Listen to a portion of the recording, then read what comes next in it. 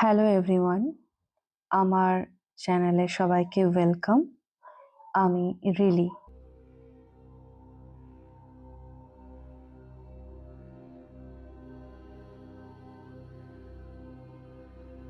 জীবনের এক সময় ছিল যখন চারপাশে সব কিছু ছিল, তবুও মনে হতো কিছু একটা নেই। বাইরের জগতে সাফল্য, আনন্দ, সম্পর্ক সব ছিল, কিন্তু ভেতরের এক শূন্যতা পিছু ছাড়ছিল না। সেই শূন্যতা থেকে মুক্তি খুঁজতে আমার পথ এসে ঠেকল সাধনার দরজায়। সাধনা মানে শুধু মন্ত্র জপ বা ধ্যান নয়। সাধনা মানে কোনো কঠিন নিয়মের মধ্যে নিজেকে বেঁধে দেওয়া নয়। সাধনা মানে নিজের প্রকৃত সত্তার খোঁজ, নিজেকে চিনতে শেখা, নিজের অহংকে ভাঙা এবং জীবনের গভীরতাকে অনুভব করা। এই পথ কঠিন, কাঁটায় ভরা, কিন্তু প্রতিটি কাঁটা একটা করে আবরণ খুলে দেয়, যার নিচে আমি নিজেকে খুঁজে পাই। আমি সাধনাকে বেছে নিয়েছি কারণ বাইরের পৃথিবীতে উত্তেজনা সাময়িক তৃপ্তি দেয়, কিন্তু সাধনা আমার চিরন্তন শান্তির দরজা খুলে দিয়েছে। এই পথে চলতে গিয়ে বুঝেছি সুখ বলতে কিছুই নেই, আর সুখ খুঁজতেও হয় না।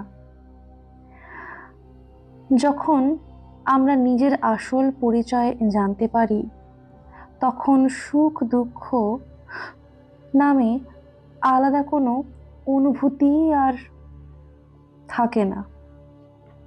সাধনা আমার কাছে শুধু একটা প্রক্রিয়া নয়, এটা একটা প্রেম, পরম প্রেম।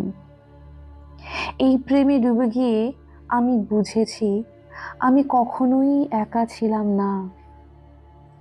আমার মধ্যেই এক অসীম শক্তি ছিল, যা শুধু ডেকে যাচ্ছিল, চিনে নাও আমায়। আমি কেন সাধনাকে বেছে নিলাম? ছোটবেলায় যখন আমি আকাশের দিকে তাকাতাম, মনে হতো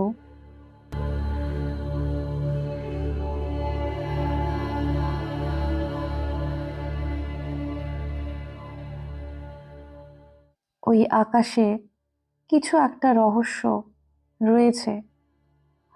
কোনো এক অদৃশ্য ডাক যেন আমাকে টানতো,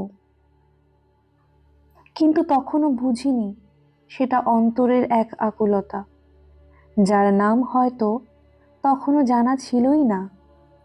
কিন্তু পরে বুঝলাম সেটাই ছিল সাধনার বীজ। জীবন চলছিল স্বাভাবিক ছন্দে, পড়াশোনা, চাকরি, সম্পর্ক, সামাজিক পরিচিতি সব ছিল। বাইরে থেকে দেখলে মনে হতো আমি সফল, কিন্তু একা থাকলে একরকম অস্থিরতা ঘিরে ধরতো। মাথায় প্রশ্ন ঘুরতো, আমি কে? এই সব কিছু করেও কেন শান্তি নেই? সত্যিকারের আনন্দ কোথায়? এমন সময়ই সাধনার সঙ্গে পরিচয় হলো। প্রথমে ছিল কৌতূহল, পরে হয়ে উঠল প্রয়োজন, নিত্য প্রয়োজন, আর তারপর ধীরে ধীরে ভালোবাসা, পরম প্রেম। সাধনা কি দিয়েছে আমাকে? নিজেকে বোঝার দিশা। আগে ভাবতাম আমি কেবল একটা নাম,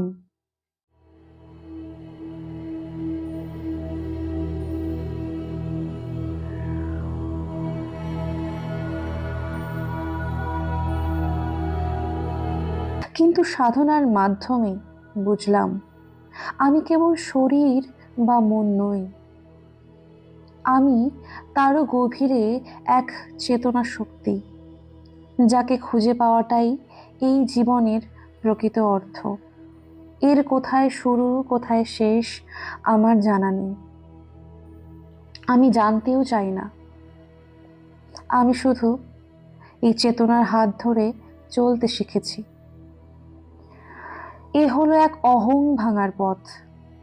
অহংকার, চাওয়া পাওয়া, লোভ, ভয়, এই সব ছিল নিজের গায়ে লেপ্টে থাকা ধুলো।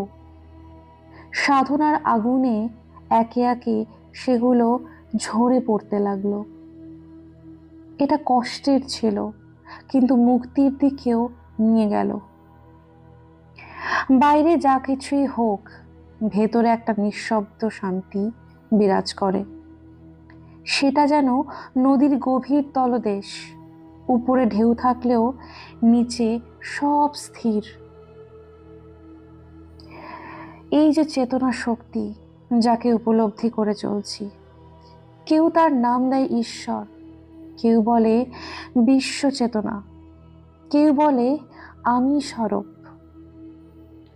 সাধনার ভেতর দিয়ে সেই অদৃশ্য উপস্থিতি অনুভব করা যায়, যে অনুভব ভাষায় বলা যায় না। কিন্তু আমার শুদ্ধ ইচ্ছা শক্তি জানে, এই তো আমি ফিরে এসেছি নিজের ঘরে। সাধনাকে বেছে নেওয়া মানে কি সমস্ত কিছু ছেড়ে দেওয়া? হ্যাঁ, ছেড়ে দেওয়া, কিন্তু সবকিছু ছেড়ে পালিয়ে যাওয়া নয়, বরং এটা নিজেকে খুঁজে পাওয়ার সাহস। সমাজ যা শেখায় তার বাইরেও যে একটা সত্য রয়েছে, সেটা খুঁজতে যাওয়ার দুঃসাহস। আমি সাধনাকে বেছে নিয়েছি কারণ এই পথেই আমি নিজেকে পেয়েছি, আর এই পথেই আমি আমার প্রেমকে পেয়েছি, পরম প্রেম। নিজের অন্তস্থ ঈশ্বরের সাথে আমি একাত্ম হতে পেরেছি।